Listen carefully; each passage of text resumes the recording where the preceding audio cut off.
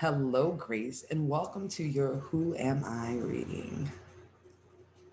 Where I am going to start today is with actually your name. I went through some gematria stuff to sort of get things that were a vibrational match for your name so we can start this. And this is actually your draconian chart. So this is like we started in darkness and chaos. This is how far your soul has made it from chaos in its raw form. So it's a really deeper version of who I am, as opposed to the natal chart, which is explaining what you're doing in this life to evolve into the new person. So, starting with Grace Ramsey, I'm not sure if you knew, but your family's last name actually derives from Scotland. This is a Scottish heritage that you were dealing with, and all the cultural things that sort of come along with that.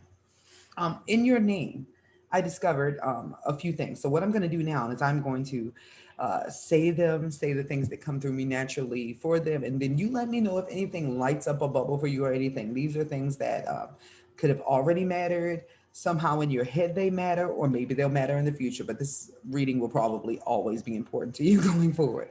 So Japan popped up in relation to your name. I don't know if there's already something important or if this is a past life connection, but Japan is an important part of the Grace Ramsey energy. Also, you have a guardian angel. I don't know if you have the feeling of this, but there is an angel protecting you, is actually encrypted in your name. Um, there is a connection to jinns.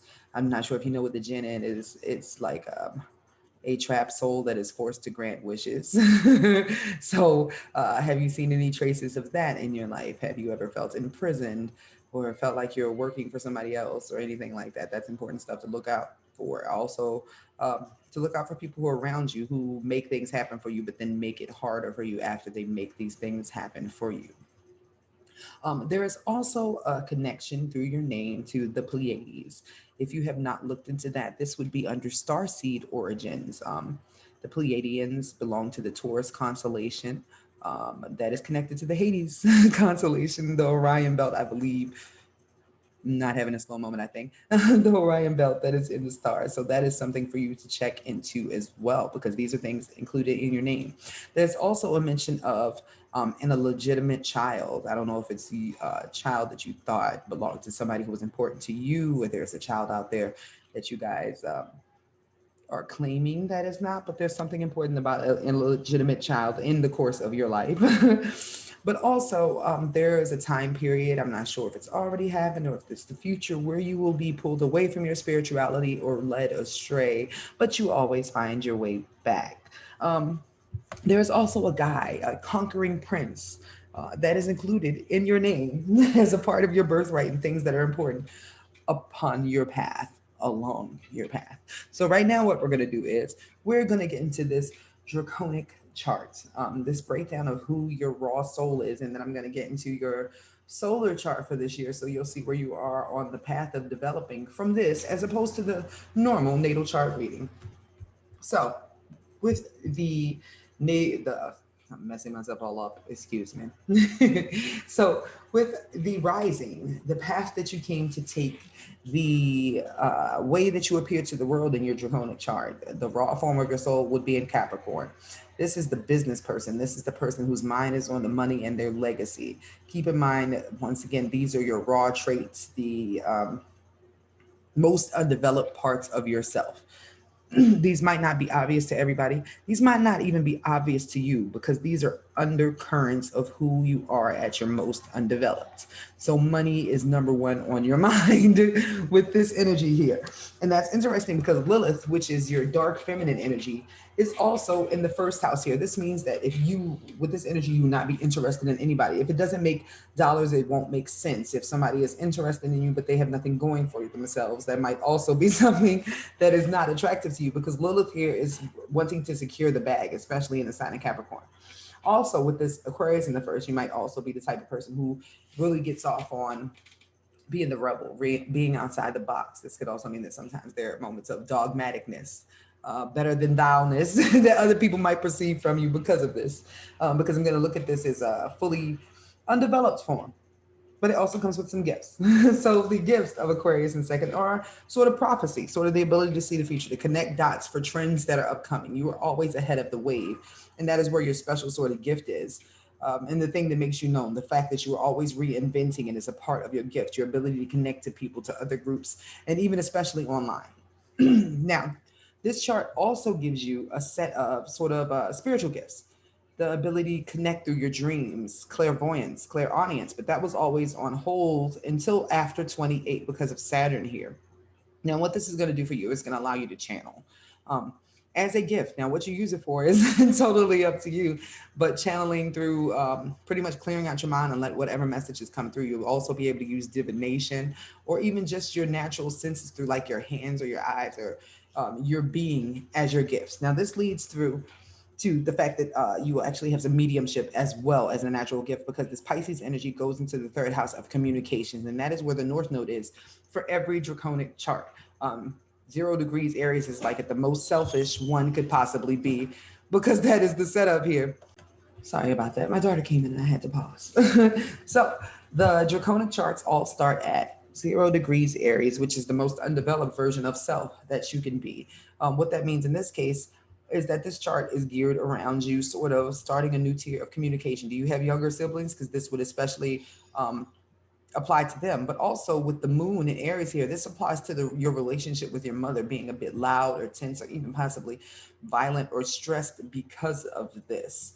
Just the underlying energy of it. And this Aries energy actually leads to your fourth house of family, your roots, where you came from. And that is where the core of this draconic chart's energy is. This means that when you're alone, you're really about um, figuring out who you are. You're the type of person that has to deal with anger issues because of this, but they're all underlying just when you're alone. This could also indicate, because remember, this is your soul's journey. Just don't think so much as this life, just the whole who you are. Your soul mom is the one that's violent. Do you see ripples of that in the relationship with your mom? That would be very interesting to find out, though. But with this being the base of your root, your family, your origins, where your soul comes from, this is Mars energy. This means you come from Martians, sort of, kind of. Excuse that noise in the background. This sort of gives you a background of maybe growing up somewhere loud or somewhere violent, somewhere where you felt like you had to be the protector of your home. This might even make you the protector of the home now. But this also, with this Taurus energy, gives you the energy of you being the voice of the home, maybe the comfort as well. Are you good at cooking, singing, um, working outdoors, being really chill, moving at your own pace? This would all be indicative of you having this Taurus energy at the root of like your soul here. This Taurus energy leads to your fifth house of self expression, the way that you connect to other people, the way that you do things for entertainment. This is about weed and wine and sex and singing and just having a good time with yourself. But also, because this Gemini is here, you're the type of person who enjoys a good conversation, a meeting of the minds, and definitely teacher student energy. And this will rotate over to your children with this going on here. And this Gemini energy goes into your day-to-day life, like things that are required for you to feel okay in your mind and body. This Gemini energy here means you need to talk to people on a regular basis. Your soul needs to talk to people on a regular basis. You need to learn. You need to continue thriving. But also, with this Mars and Cancer here, this means on a regular basis you are caring for people. That is where your passion is, being nurturer, being of service. This is big mom energy, but also that you be really good at working, doing anything domestic, like working with homes, like even building homes, home decor, food, knitting, clothing, anything that makes the home more comfortable would be something that will be good in your day-to-day life with this space here. Now, the next part is your descendant, your shadow side. This is moodiness. This is being over emotional, not honoring your own boundaries, not honoring other people's boundaries. But also with this being your seventh house of the way you appear to the public, any contracts, any business contracts, any partnerships, and especially marriage with this house. This is a relationship that would be about nurturing one another, but also allowing yourself to get in touch with your inner child. Your marriage or a partner, in this case of your draconic chart, would be a balance to everything you have over here that gives you a bit of a harsher energy of worrying about money all the time. Your partner would be your security and the thing that lightens you up. Now, the biggest house that you have lit on here is the eighth house, which is pretty heavy energy. And what's important about this is the eighth house is the house of things that are punishments, leftover things. This is sort of the house that belongs to like the underworld, darker things, because it's ruled by Scorpio. This is about sex, death, taxes, inheritances, other people's money, especially your spouse, real estate, the stock market, trade, taxes, um, dying, like literal death, sex work, taboo things, magic. That's where everything is in this area. And that is where you have your palace, which is your unique genius, the way your mind thinks. This means that you're able to use your own unique self expression in order to bring about ways for people to view these topics in a new light. Also, that you'd be amazing like a stripper or something. But this Venus here as well is an indicator that this is the place that you would make the most money using your own creativity and your own experiences and your own struggles and finding a way to tell other people about them. But it is also where your chiron is, your wounds.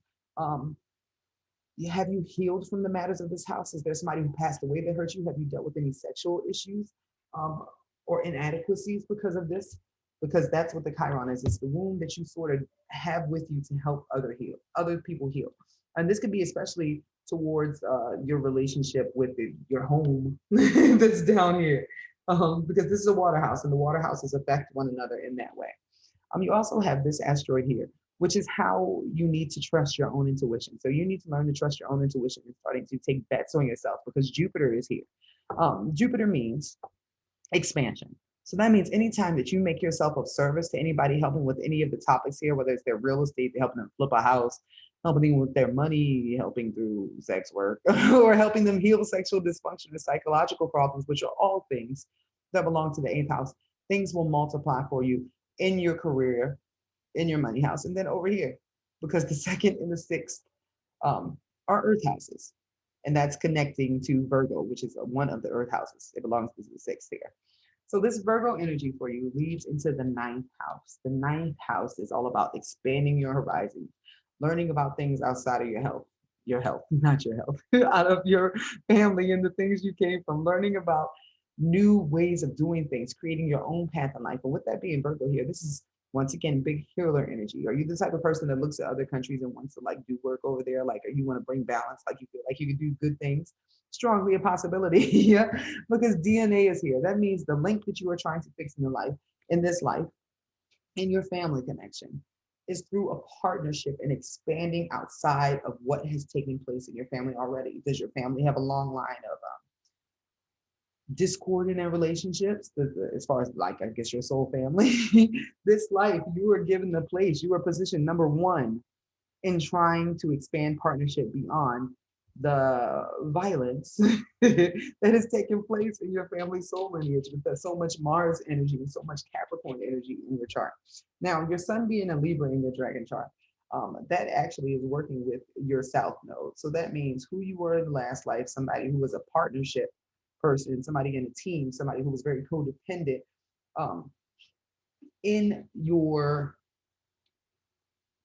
earning money, I want to say, in your exploration, in you stepping away from your family, and you learning to do things in a new way. This is actually, it appears, your second time doing this. So let me go down here because I'm getting, yes, your Saturn is in retrograde here. So that's what's going on. So this is the second time you're having to have this draconic setup here. You are learning once again, are you already married? There's something very important about a partnership to your family line and starting to learn how to balance things with the male and female energy here. Um, that you are in charge of your identity, who you are. You probably feel heavily like you need to be in a partnership because of this, or to get out there and to balance things for other people in the world. This could also make you want to step away from where you were being born at, because you have to go to your south node before you can move to this north node, which, although this isn't the north node you truly want to move towards, it's still important for the growth of your soul in the context of this. Now, the midheaven of this chart for you, your peak, would be being married or being in a partnership, maybe even working in fashion. I'm going to say, because this is a dragon chart, more of your soul than the regular one where I can tell you careers and stuff. This is about you being married. This is about you learning to merge with another person and take all this selfish Aries energy and enjoy being with another person.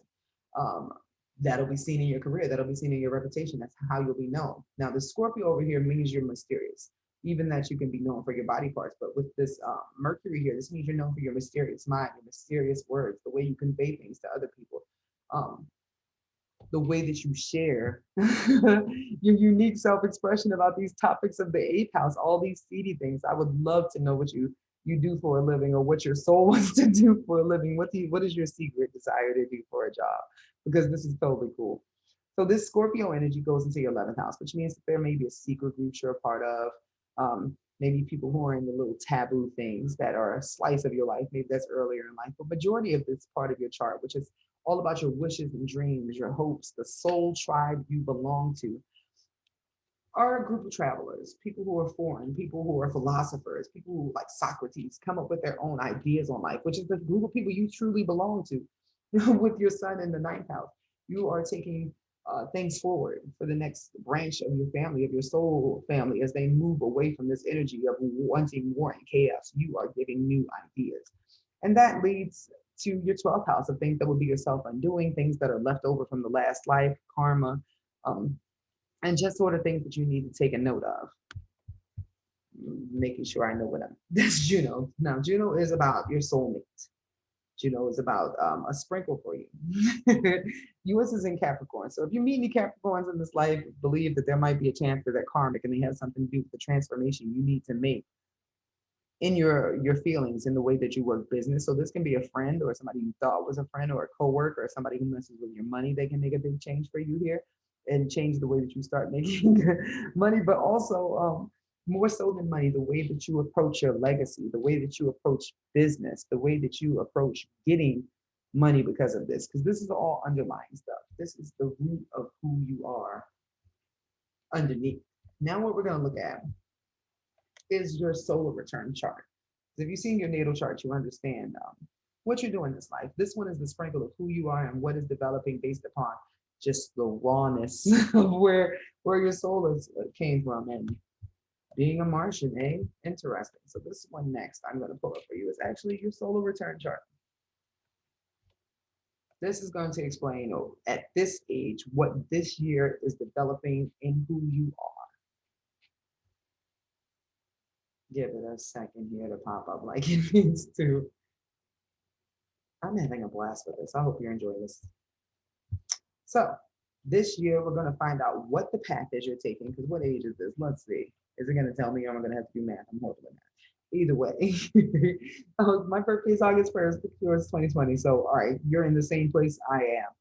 This is going to be the course of what is going on for you this year, because your solar return chart just explains what part of your chart is developing. It sort of works like transits, like there's so many configurations to put together exactly what's happening here.